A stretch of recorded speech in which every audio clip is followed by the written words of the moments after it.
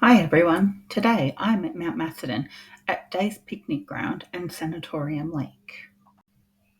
I chose this place to visit today because I feel a deep connection to it. My family and I come here often to celebrate milestones, birthdays, anniversaries, and special moments. We enjoy picnics, hikes, and countless adventures together, sharing stories that weave our lives into the fabric of this place.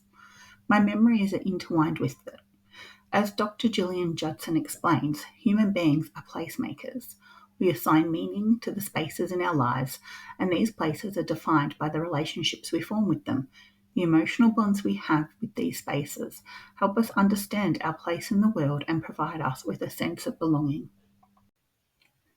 Anne Palo also reminds us in A Pedagogy for Ecology that place is part of our identity. Our love for a particular place can extend to other places, and in doing so, we develop an ecological identity. This connection helps us see the Earth as our home and fosters a deep, respectful relationship with our planet. With this in mind, the language I have chosen to explore today is science. As I walk through the landscape, I pay attention to the many elements around me. There's a gentle breeze, the sky above me is blue with some clouds. I hear the flies buzzing around, a bird's call, the crunch of leaves under my feet. There is a spectacle of colour with many varying shades of green and so many different species of plants. My mind races, thinking all the ways I can use these elements to delve into science, learning and teaching. But I need to slow down and just see what I'm drawn to.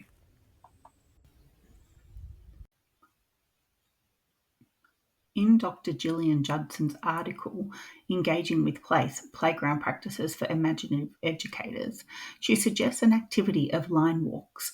Find a natural line and follow it. Where does it lead? This thought provoked me, so when I saw a natural track, I began to follow it. The track led me to a new area, one that was covered by trees and more secluded place.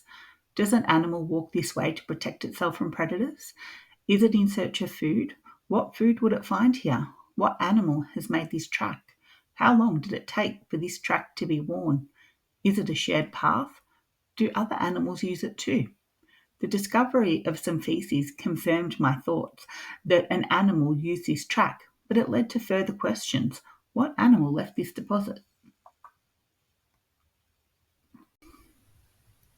Soon I came across a fallen log. As I walked towards it, I could see a cluster of fairies stuck on top, yet gently swaying in the breeze. I thought, what makes them stick together? How are they clinging to the log? Are they stronger or clumped together? Is it the fairies that are causing the connection or the log? A few blew off and one stuck to my shirt. In an instant, I was entangled in the scene in a new way. Was it the fabric of my shirt that caught the fairies? Under the log, there seemed to be a natural burrow. I wondered if it was a home to a wombat. I tried to get a closer look, but was cautious of disturbing their home or the potential of being charged by a wild wombat.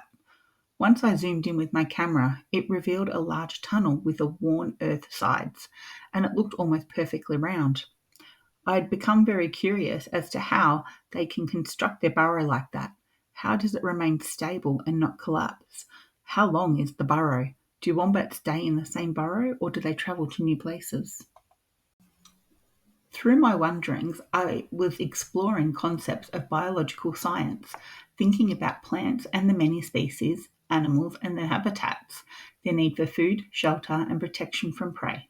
There was also inquiry into physical science with the forces of movement and objects. From this short walk, it became evident very quickly that the natural environment is filled with science and opportunities for STEM knowledge and learning. It surrounds us. Through these simple moments, we can inquire, explore, and investigate to help us make sense of the world. It's an opportunity for observation, experimentation, and problem solving, which can lead to the discovery of new concepts and understanding, as outlined by Lubinsky 2020.